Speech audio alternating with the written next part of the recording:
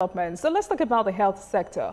The president has just signed the 2025 budget into law last week, and what we know that healthcare was given an additional boost of 300 billion naira for HIV/AIDS care support for Nigerians, and on top of an over 2 trillion naira allocation to the sector. In fact, recently the Federal Executive Council announced a $1.07 billion fund for human resource development and other sectors, other health sector reforms. So what can you tell Nigerians about the impact of these funding allocations and how it will impact their lives? Well, for the last year and a half, we've seen this administration focus steadily in rebuilding Nigeria's health system, transforming it. The designs have been well developed and implementation had begun, and we already have early results, positive progress, positive momentum between federal government, states, local government and other actors. In 2025, we're going to see an upscaling of that. There are some important projects that we have taken on, for instance, expansion of our cancer centers. Those will be completed. The first 3 will be open in May 2025. There will be more to come. Revamping our health infrastructure at the teaching hospitals, federal medical centers is also underway. That is coming out of this year's budget. The medical relief program that the president has put in place as well to reduce the cost of pharmaceuticals and consumables will come to being in this year. Project Hope is trying to align federal government, states and local government to invest in primary health care. So an incentive system is performance-based financing, which is concessional, which will allow states to recruit frontline health workers to improve immunization, provide maternal and child health services, and other critical health services in their population. So Project Hope is a major, major contribution that this president has approved for us to ensure that we deliver the basic services for Nigerians, in addition to expanding health insurance.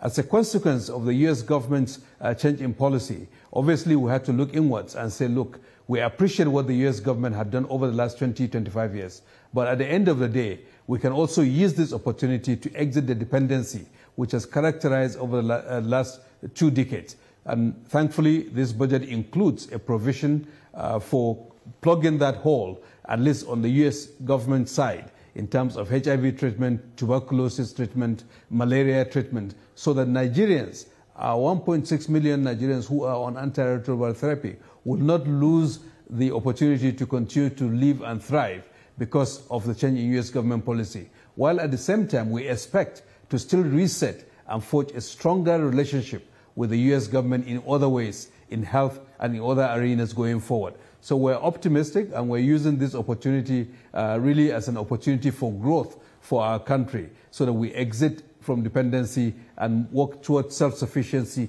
over time, using our domestic resources, concessional financing, and ultimately the crafting partnerships creatively that can help us advance the agenda of health, which is one of Mr. President's agenda for the country. All right, Honorable Minister, and I'm sure you know your performance in office attracted the attention of high-level opposition recently. You know, former Vice President Atiku Abubakar stated that this $1 billion fund does not include any plans for enhancing health infrastructure. And in his words, he said claims of animals such as snakes, termites, gorillas, and monkeys swallowing public funds must never be the fate of the funds budgeted for the critical sector of health in the 2025 budget. What do you say to the critics, and are there concrete plans to deal with our health infrastructure deficits? Yes, we listened carefully to the statement issued by His Excellency, the former Vice President. He's an elder, he's a statesman, and we will not take issues with him directly. All we know is that we are focused on rebuilding a health system that has been invested for a very long time. Over the last several months, we have revamped primary healthcare infrastructure. More than 800 have been completed all across Nigeria, revitalized, and at least 2,000 are in various stages of being revitalized. These are infrastructural improvements.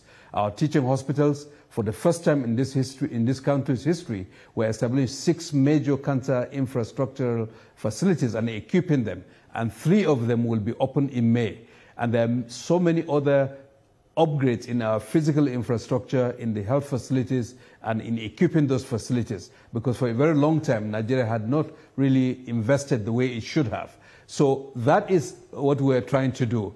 And the attention that is, I'm sure that there are others who may be a bit fearful that President Tinubu is succeeding, because I believe that the president's success may not always be comfortable for everyone. But we are convinced that's the right thing for this country, to take care of the population, make sure that the infrastructure is there, the equipment is there, and the people that run those facilities are there, and the commodities are there. That is what we're working towards day and night. And we will not be distracted.